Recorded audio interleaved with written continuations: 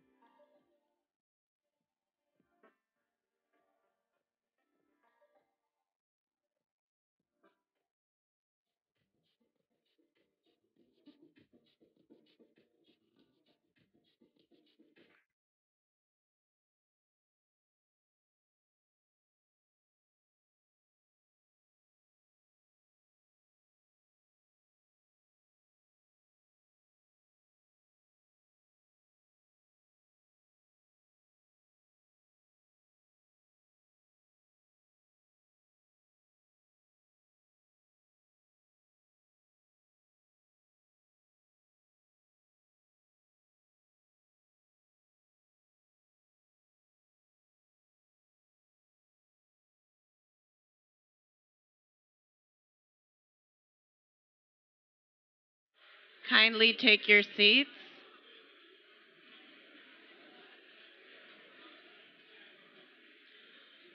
Kindly take your seats. The program will resume.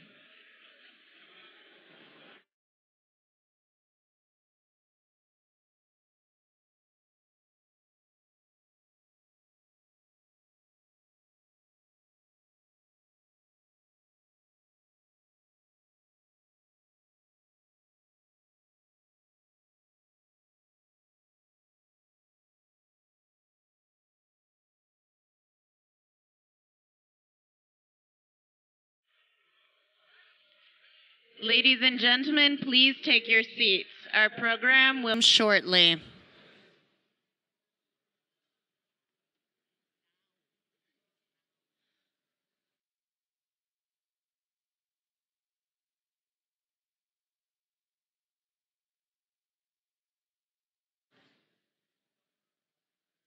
Mic back on. Ladies and gentlemen, please take your seats for the arrival of the President.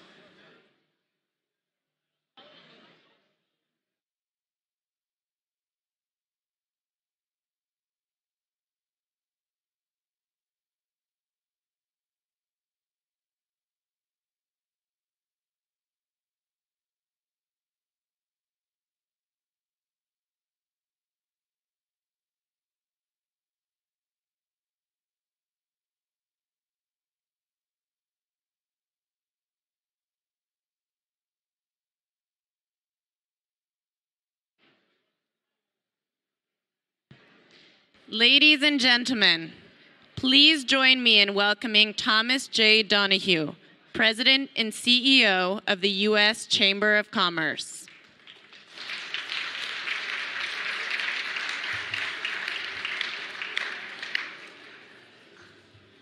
Good afternoon, ladies and gentlemen.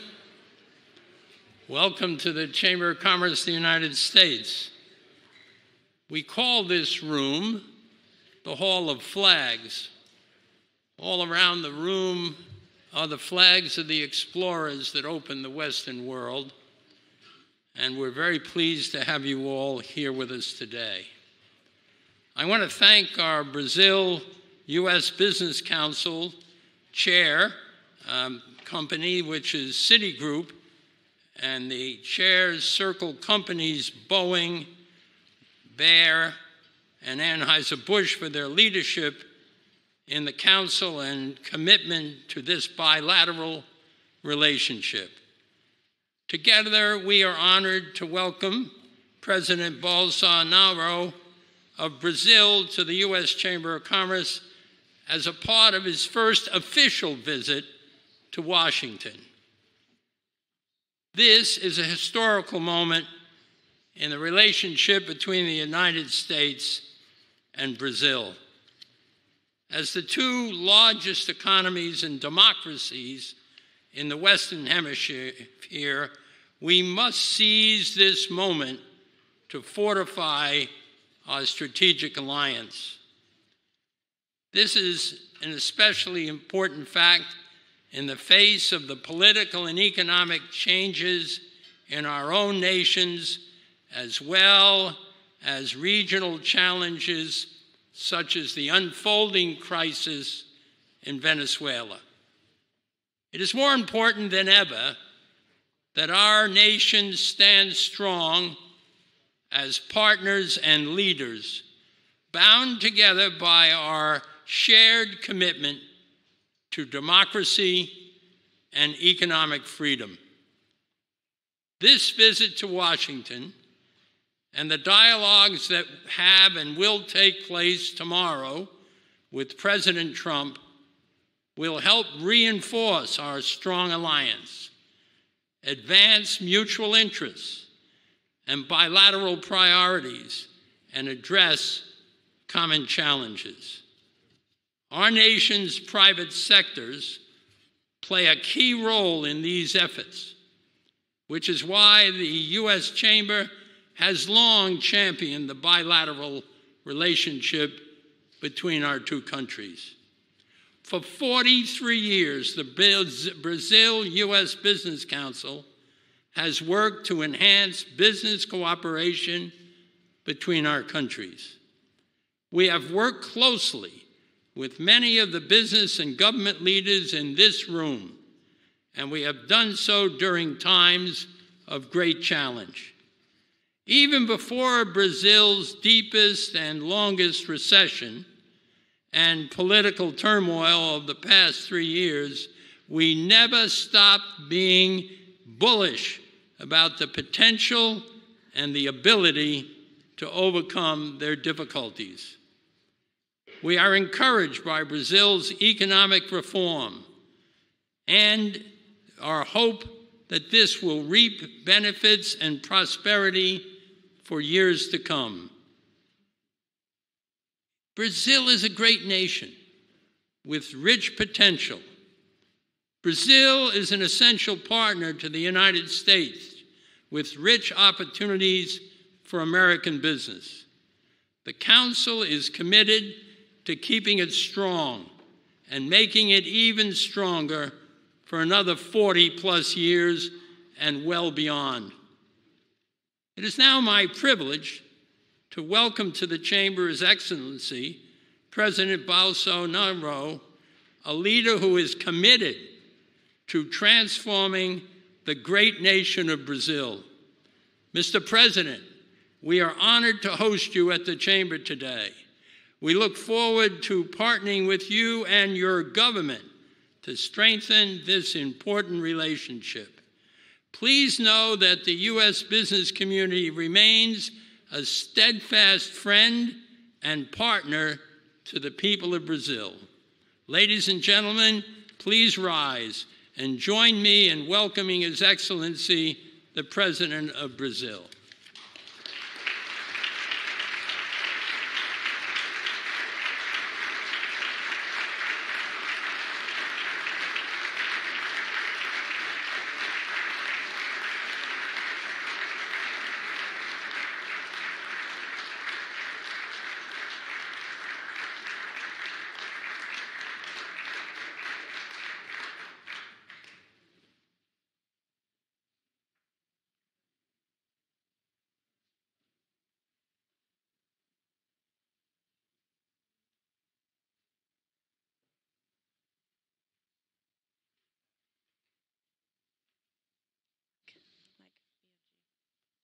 Please welcome Cássia Carvalho, Executive Director of the Brazil-U.S. Business Council at the U.S. Chamber of Commerce.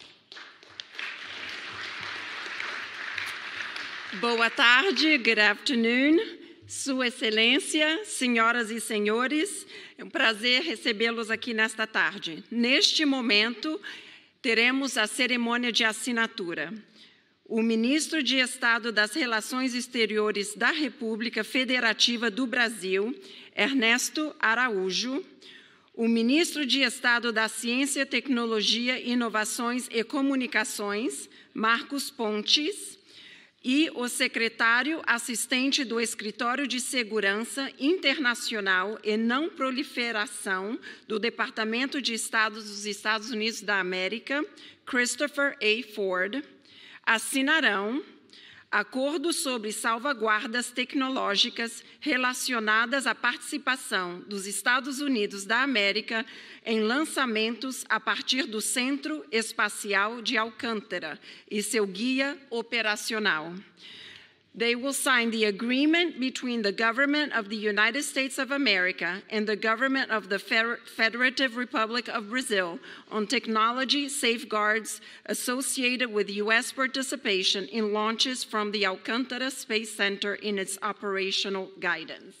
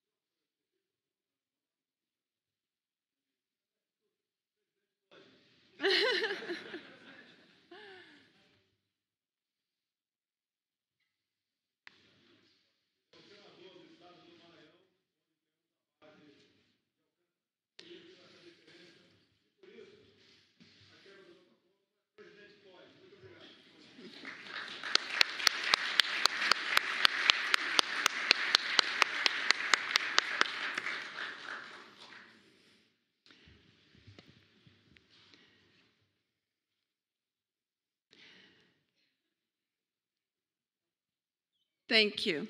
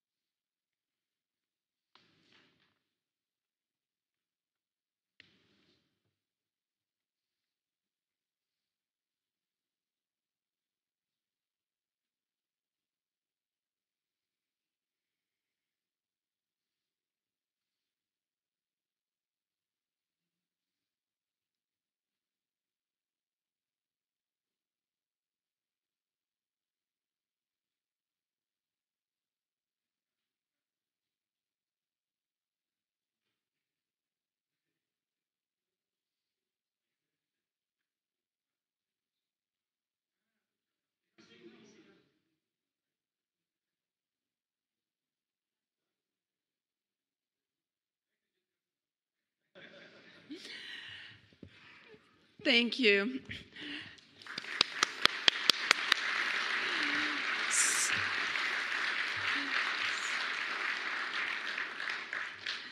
Sua Excelência, já que já quebramos o protocolo, né?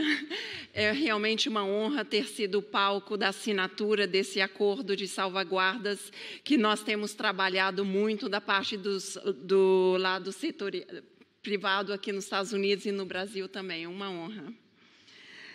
Neste momento, assinarão o presidente da Agência Espacial Brasileira, Carlos Augusto Teixeira de Moura, e o administrador substituto da NASA, James W. Morehard. Assinarão ajuste complementar entre a Administração Nacional de Aeronáutica e Espaço, NASA, dos Estados Unidos da América, e a Agência Espacial Brasileira, AEB, da República Federativa do Brasil, para cooperação na tarefa de pesquisa de observações de previsão de cintilação. The agreement on implementing arrangement between the National Aeronautics and Space Administration, NASA, of the United States of America, and the Brazilian Space Agency, AEB, of the Federative Republic of Brazil for cooperation on the scintillation prediction observations research task.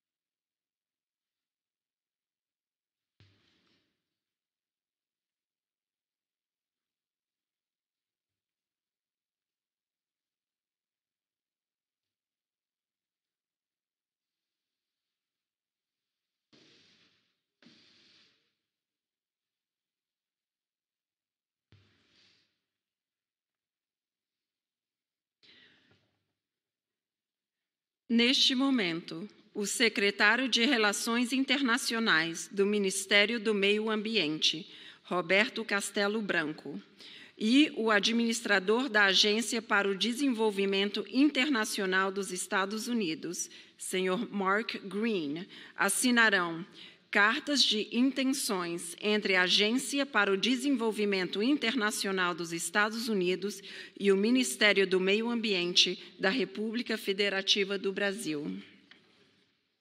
Letter of Intent between the United States Agency for International Development and the Ministry of Environment of the Federative Republic of Brazil.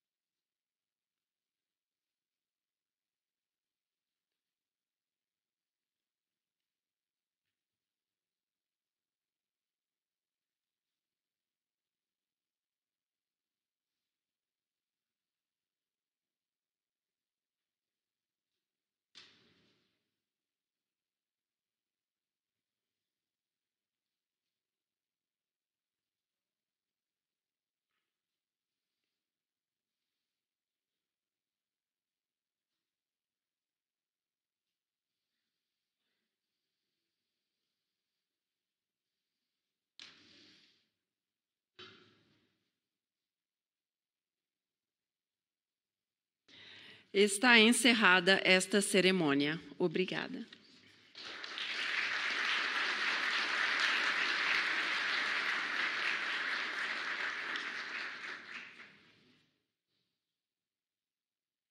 Please welcome Jane Fraser, CEO for Latin America at Citigroup and Chair of the Brazil-U.S. Business Council.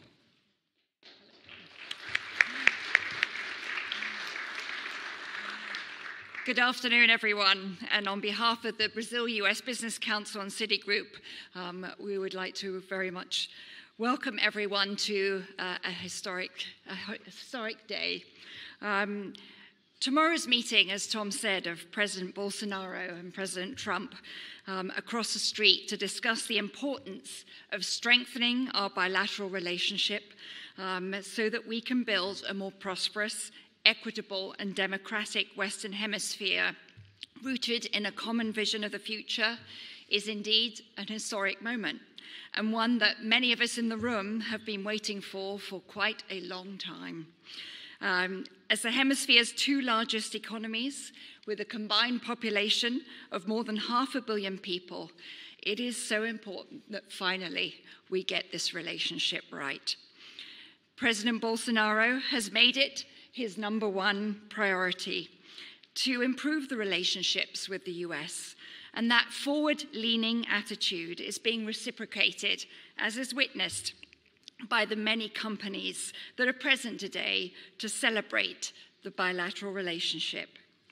Now, last month, I had the honor of introducing Minister Paulo Guedes at a Brazil-US Business Council event in Brasilia, and I am truly delighted to have the opportunity to do so again today. The minister's qualifications and his accomplishments speak for themselves, but so does his passion, his pragmatism, his clarity and purpose of the agenda for Brazil. He and his impressive economic team have sent many positive and encouraging messages to the private sector over the first few weeks of his tenure. And first amongst those is the minister's dedication to tackling the difficult and challenging structural reforms. We believe the minister and his team are the right people to lead the reform of Brazil's pension scheme. And the aggressive reform package he has sent to Congress has further increased investors' confidence that Brazil is indeed on the right path. The challenge, of course, now will be to pass it, but count on our support. The Brazil-US Business Council is also committed to working with both governments to advance a bold new policy agenda. The US Chamber of Commerce and the Brazil Council have worked with partners in Brazil to develop two different reports.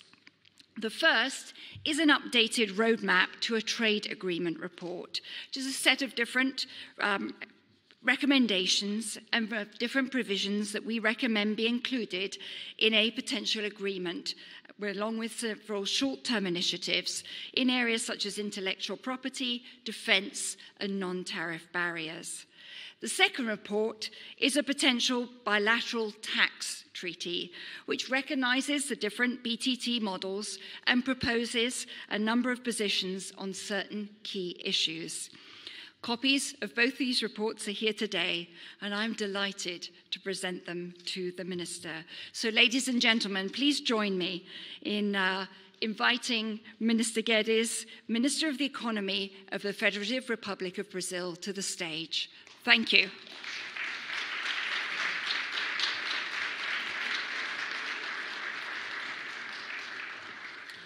Good afternoon. It's a pleasure to be here, say a few words about the Brazilian economy and how we are thinking of following what we called in the presidential program, the road to prosperity. Well, not by coincidence, we put together the road to serfdom of Hayek and prosperity through competition, Ludwig Erhard, the liberal guy who rebuilt Germany after the Second World War. So Brazil, for the last 40 years, observed the continuous increase of public expenditures as a ratio of GDP. This trend of uncontrolled public spending was very tragic to the end of the military government, because we jumped in a sequence of exchange rate crises, one after the other. We were overborrowing abroad, the recycling of petrodollars at the end of the 70s, beginning of the 80s, to expand public expenditures through state companies.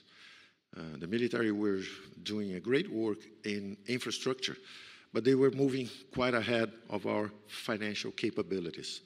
So we had a huge set of state companies like Petrobras, Telebras, Eletrobras, Siderbras, Nucleabras, Portobras, and all these guys investing, trying to push growth.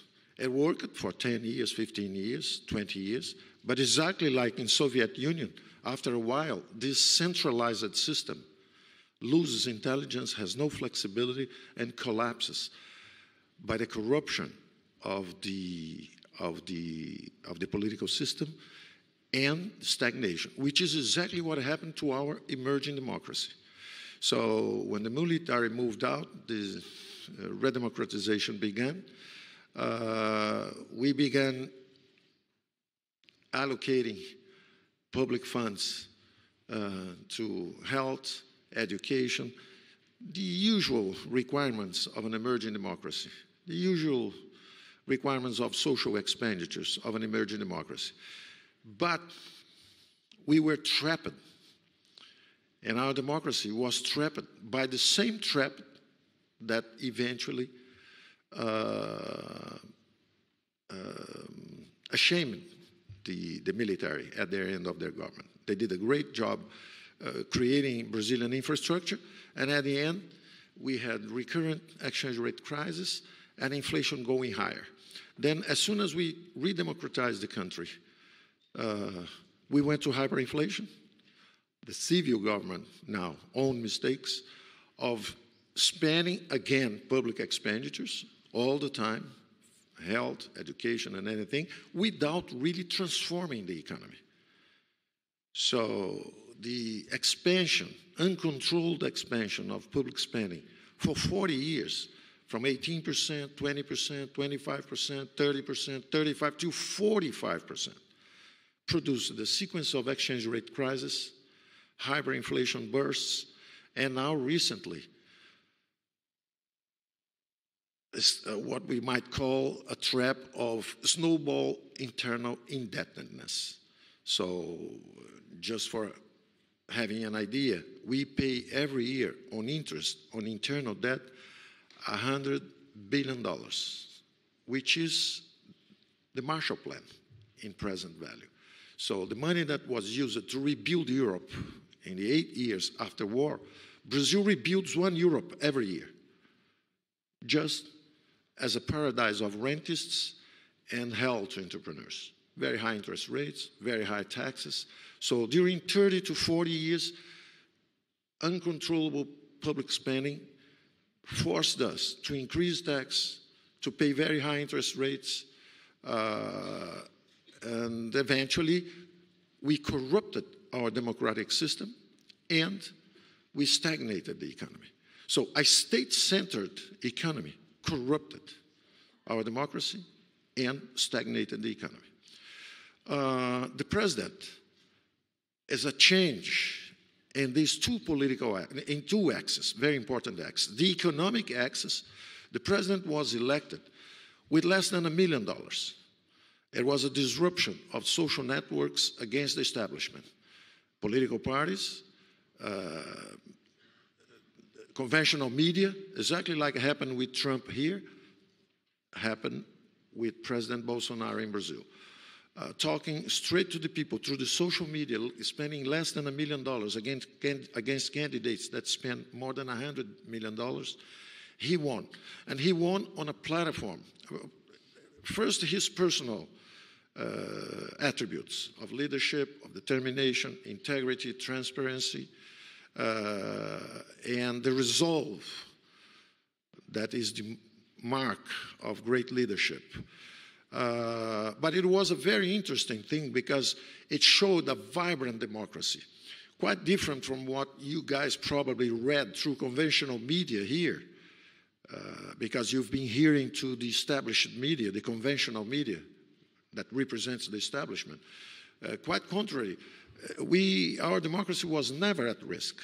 The president has a 30 years experience inside our Congress.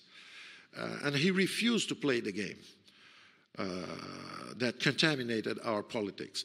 So we are changing two axes. One is the political axis. Instead of being in retail politics, buying political support, using state companies to trade places in the political arena, the thing now is thematic. The president won based on great principles and values. Principles and values. So it was an alliance of conservatives and liberals, center-right. After 30 years of left, it is center-right, the political alliance around the president. It is an alliance around principles and values. It's not around money. It's not around political purchasing of support. And on that ground also, it was an amazing thing that happened in Brazil to show the resilience of the political system, is that we had three independent powers. When the legislative declared its independence and made an impeachment at the right and then at the left, the executive tried to buy parliamentary support. And then they awakened the judiciary power as the third independent power that put in jail the guy who bought and the guy who sold. Which means that we have a very vibrant democratic system with checks and balances of independent powers. And when even the media fell in love with the establishment, it was disrupted because people wanted to change in a democratic system, voting every 2 years openly. So Brazil is a very vibrant democracy, very stable. The president knows that. The president knows exactly where it failed. Is giving full support to our reforms, and this alliance of conservatives in customs, principles, and values with the liberals in the economy is our music. So two axes. First axis, the politics is changing, a new politics is around values and principles, and the second axis is the economic axis. And then it's our part, which is first reform after public expenditures reached 45% of GDP. You go there and you see the most uncontrollable spending, the black hole, really the black hole that is swallowing Brazilian public finance. Social Security.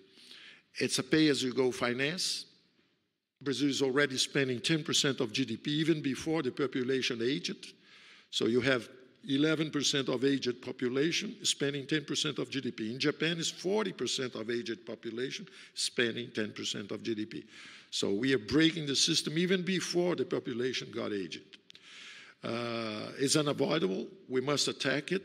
We attacked it on very wise grounds in the sense that whoever makes more is paying more.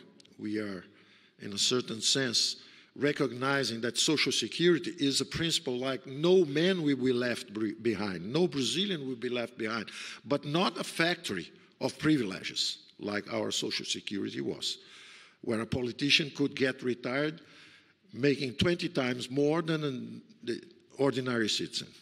So the men who wrote the law, the men who legislate, were writing for themselves and against the people. So we changed it and we made a proposition. The president, with 2 months of government, 10 days he spent on the hospital. And 30 days the Congress was not there because the Congress, he is inaugurated in 1st of January, but the Congress gets there 1st of February. And the president spent 10 days in the hospital. So in less than 60 days, in 40, 45 days, the president sent to the Congress 2 very important reforms. One, anti-crime, because Brazil had a lot of violence, and this was one of the thematic subjects that gave him a lot of votes. Brazilian people were losing citizens at a rate of 60,000 a year. It's 1 Vietnam War a year. So think of Brazil losing 1 Vietnam War of citizens a year to violence. And then rebuilding 1 Europe a year, paying interest in a snowball indebtedness because nobody had balls to control public spending. So we got a guy that has balls. So he got elected because he's facing straight to these problems. The lack of principles, the need to control public spending, and he said it openly. And people around the campaign were saying, well, but he has bad manners because he's too tough. Well, but he has great principles. There were a lot of people there with good manners and very bad principles. And the Brazilians understood that and voted massively for President Bolsonaro. So in less than 60 days, he sent an anti-crime bill and the Social Security reform bill. Well, this is the most important public expenditures, but it is not just about changing the future path or trajectory of Social Security expenditures. It's more than that. It's a change of regime. Instead of a pay-as-you-go finance that is condemned, you guys will have to think about that very soon in the U.S. too. But you already have the 301k, which gives you the chance to accumulate. But certainly you'll have to take a look at your Social Security very soon in the future, because it doesn't make sense making increasing promises and selling dreams for the future if you don't accumulate funds. A pay-as-you-go finance is a time bomb. So we are changing from a pay-as-you-go finance to a capitalization regime. There is a transition cost. That's why it's a very potent fiscal reform that we sent. And everybody is in it. The president had the courage, the bravery of requiring everybody to be in there. So the military are there, the civil governments are there, the women are paying the price. And now we have a problem now is if you want to give more to the woman, you have to take somebody else. The military. If you want to give to the military and the woman, you have to take from the rural people. Or we are not brave enough to save our children. We have to choose. Either we pay the price to make the transition, or we have not the courage and we stay trapped and we take our kids and grandsons to the same trap. So the president had the courage and bravery to support, and we sent it to the Congress. We know his personal preferences, but he rise up to his responsibilities. And he gave us full support to send this first great reform. The second major expenditure in public accounts in Brazil is exactly what I said about interest rates.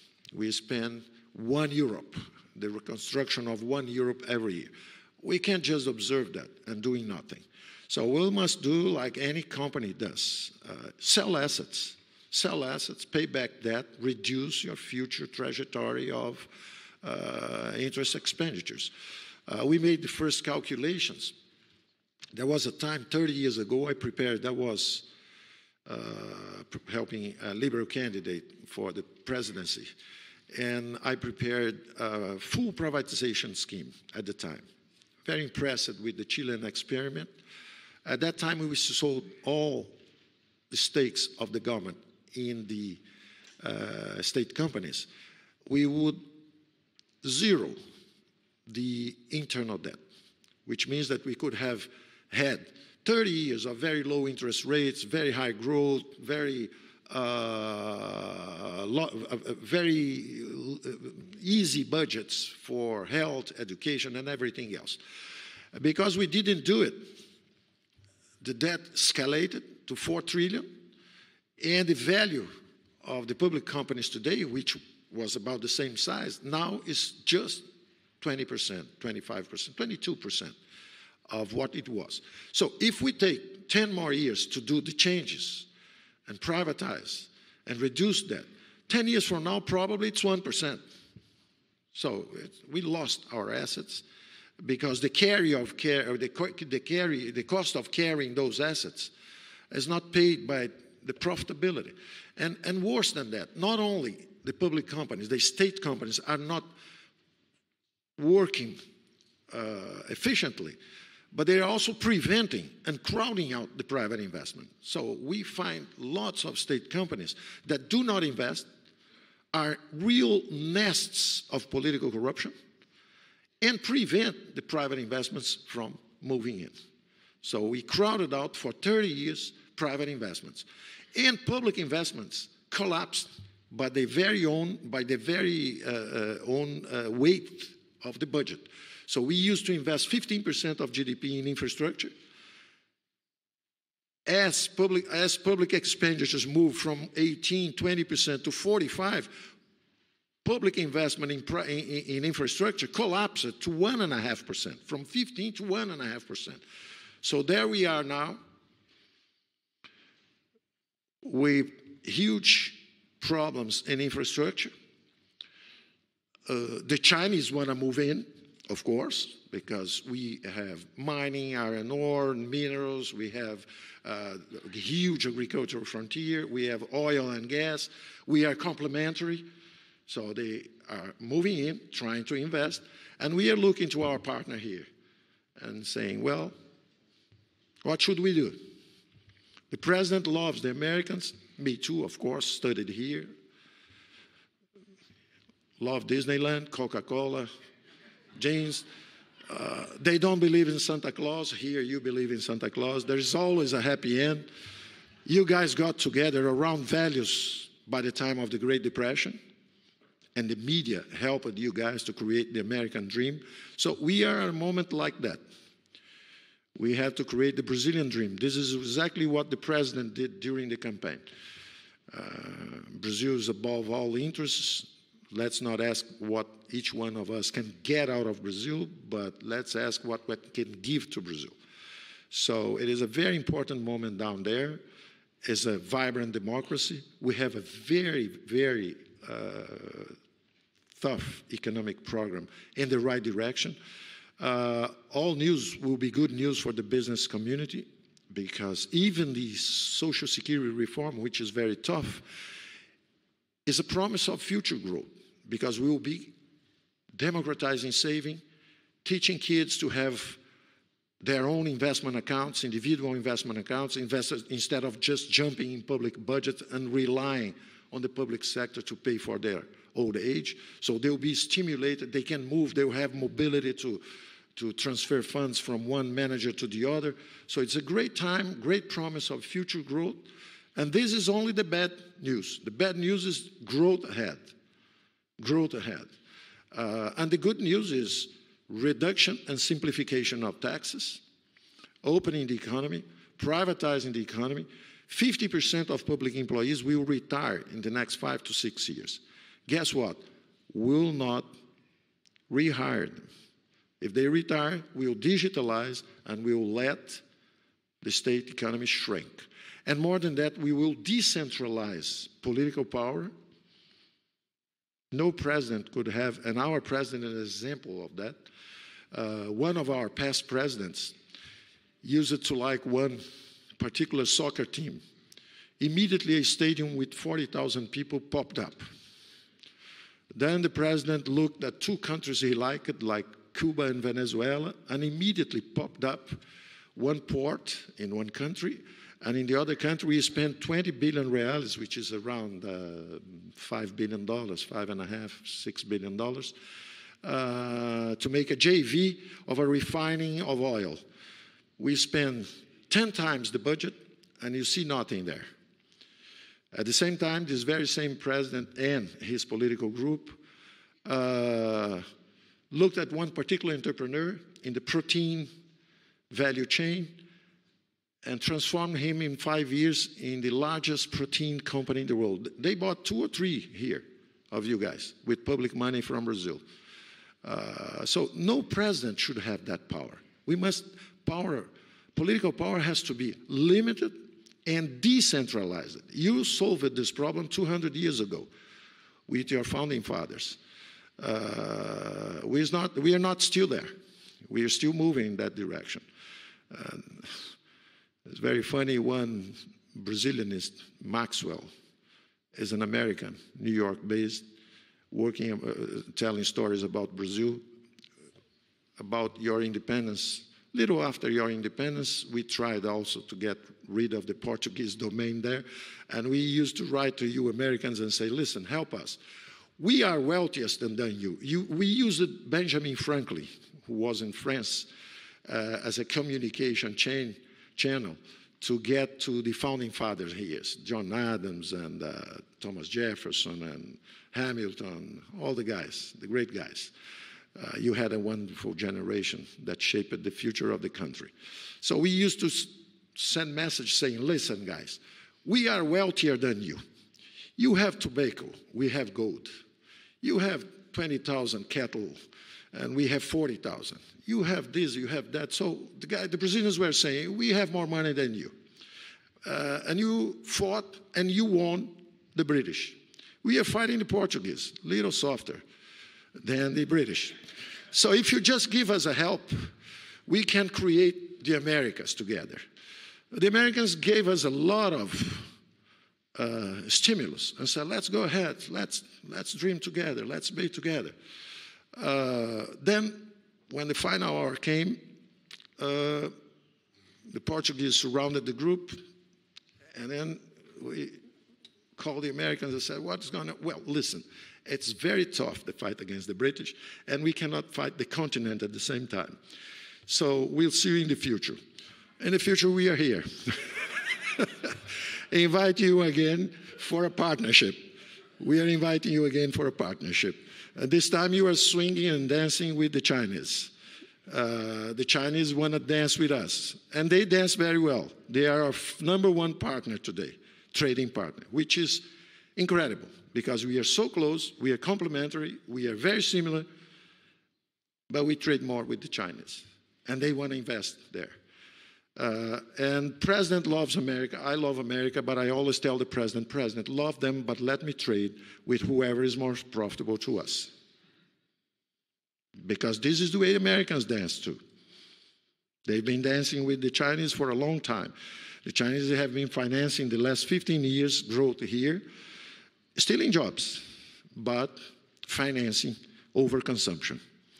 So now is the time of truth for you guys. That's why Trump was elected. And it's the time of truth for us too.